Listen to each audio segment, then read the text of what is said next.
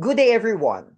I'm the representative of Horizon Consultancy, and I'd like to take this opportunity to discuss the proper process and requirements for obtaining a German language visa for Germany. So, guys, here we go. Welcome to Horizon Consultancy. Take the first step toward your life in Germany.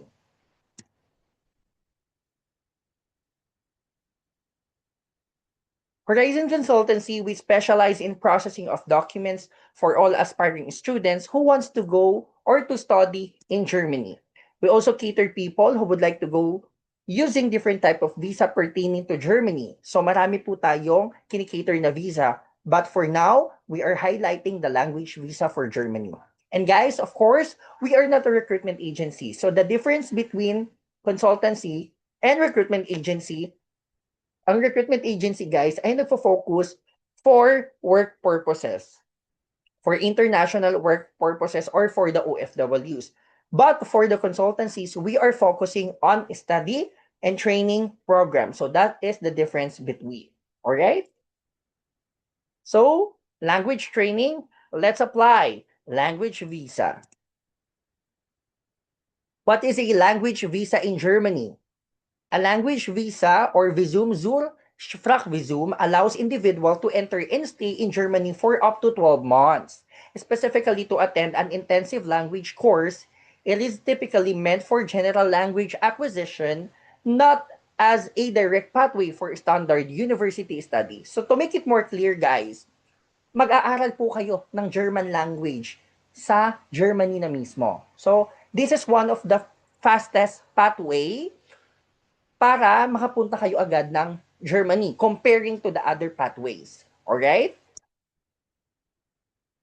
Requirements and qualifications. Ano-ano nga ba yon? Okay, so for that, all genders pwede. Age doesn't matter. High school graduate, pwedeng mag-apply. Willing to submit requirements such as passport, birth certificate, diplomas, grade records, and other documents that we will be requiring during the process. Guys, pag talagang sure na kayo na sa amin kayo magpapaprocess, ibibigay namin sa inyo lahat ng information and also lahat ng list of requirements and kaagapay nyo na kami sa pagpaprocess at sa pag-gather and pagko-compile ng documents ninyo na kakailanganin natin sa inyong application for visa or for language visa in German Embassy. Alright? So, ano-ano ba yung German language or requirements or yung mga strictly na nire-require nila para mag-aral ka ng German language, okay? So, for those people na mag-aaral or for those people who will study A1 sa Germany, at least you have an A1 German language certificate already here in the Philippines. So basically, sir, mag-aaral pa rin pala talaga ng German language dito sa Pilipinas. Yes, and that is very important. Nang sa gayon, meron man lang kayong brief or at least konting kaalaman, especially sa mga letters, sa mga numbers, sa pagbate, no? Meron kayong at least little knowledge about language ng German. Okay, or German language, no? At least meron kayong little na knowledge about doon. Dahil, syempre pupunta kayo ron. And that's one of their key requirements para nga naman makakuha ng language visa. So, ganun siya kasimple. Okay? So, for those people naman who will study A2 in Germany, okay, at least you have an A1 German language certificate already also here in the Philippines. Okay? So for those people who will study B1, sa B1 naman, sa magbi-B1 naman sa Germany, at least you have an A2 German language certificate already dapat sa Pilipinas. So sa gusto namang mag-B2, for those people who will study B2, at least you have B1 German language certificate na already sa Philippines. Okay? So for those people who will study C1 naman in Germany, at least you already have B2 language certificate already here in the Philippines. So, kung ano yung tina-target mo na pag-aralan sa Germany, dapat at least yung sumunod na na mababa sa kanya, yun dapat ay alam mo na or meron ka na agad na German language certificate on that. Okay? So, again, kung gusto mong mag A2, B1, at B2 tuloy-tuloy sa Germany, at least meron ka ng A1 language certificate dito sa Pilipinas. Ganun siya kasimple. Okay?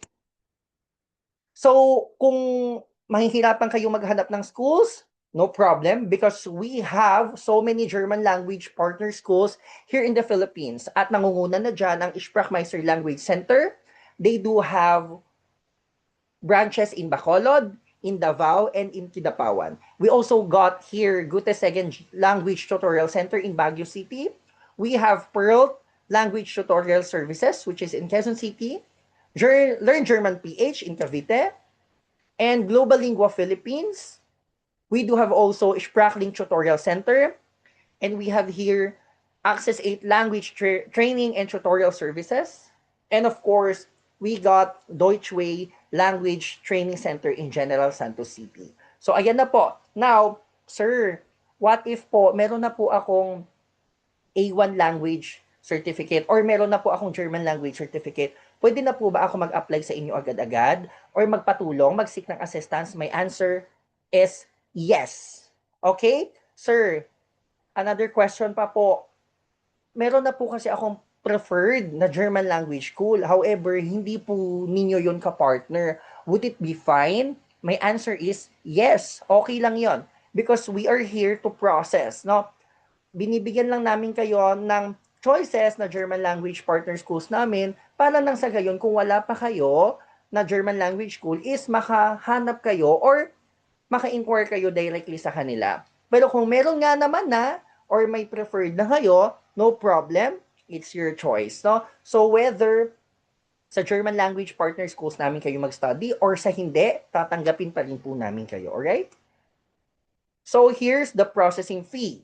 Okay? The total of 99,000 pesos for the German language. Okay? So, this is divided into two. Okay? We have two stages. So, for the stage 1, an initial payment of half of the price of 99,000 pesos for assessment, advice, consultation, preparation of visa application, and guidance for all required documents to the German embassy. Okay? And this is non-refundable, guys. Dahil syempre, magbabayad na tayo ng tao, magpapagalaw na tayo ng mga somethings para at least, and nandiyan na yung lahat ng consultations. At as in, gagalaw na tayo dyan lahat. Okay? For the stage 2, a final payment of another half of the price upon visa approval or releasing of visa. Non-refundable also. Okay? But no visa, no settlement.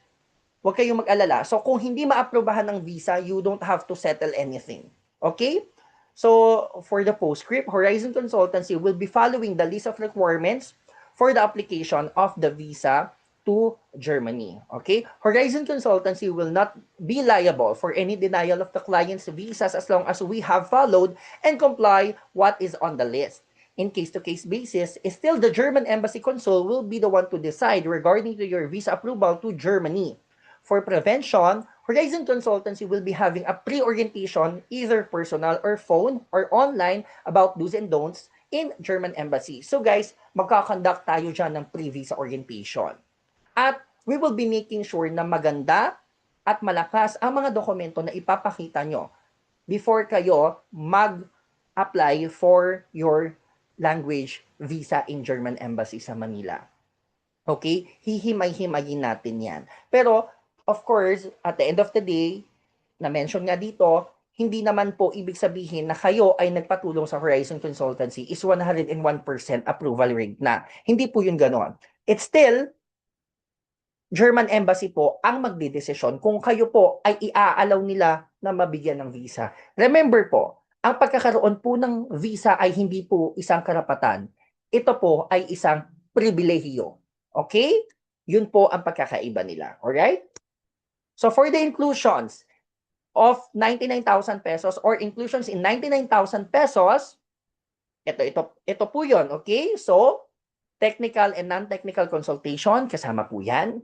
Translation of documents, kasama po yan. Authentication and legalization, if it's applicable, kasama po yan. Visa fee, shoulder na po namin yung visa fee nyo, kasama na po yan sa 99,000 pesos na babayaran ninyo.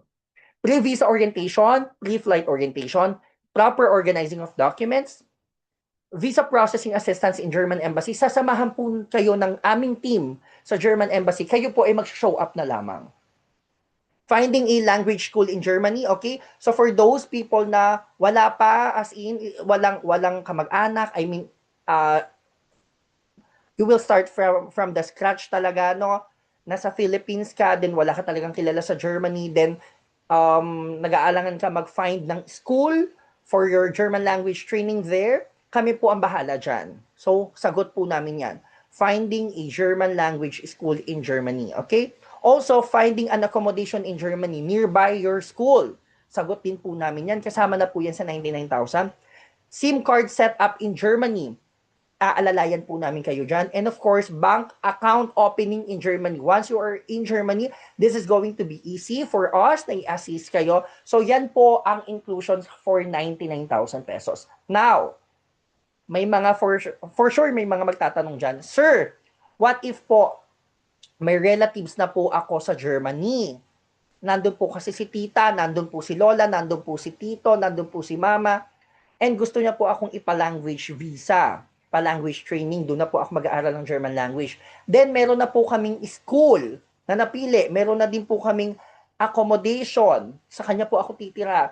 And siya na din po mag-a-assist sa akin ng pag-open ng SIM card and bank account. Okay? May discount po ba or may price variation po ba na mangyayari? Since po kami naman po yung maghahanap ng mga certain things na kayo po dapat ang gagawa. My answer is yes. Malaki po ang matatanggap nyong discount for that. Okay? But we will be telling you how much will be the discount kapag ka po na panood nyo na ang ating webinar for German language visa.